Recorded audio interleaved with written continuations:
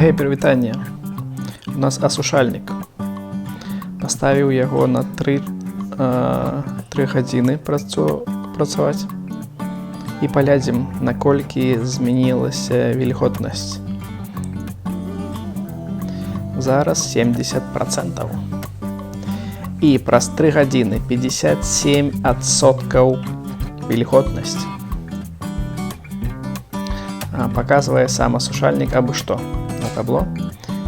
І кепска бачна, але амаль 2 літра вадзічкі нацэдзілася.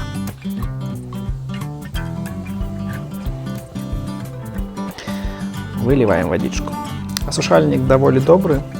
У нас кватэра 60 з чымсьці метраў квадратных. І вось на гэту кватэру ён 10500 Вт патрабуе электраэнергіі. Выкарыстоўваем, таму што ў Батумі даволі вільготна. І дажджы могуць быць па тыдню. Вось такі асушальнік, такая лейбла. Усё. Усім да пабачэння.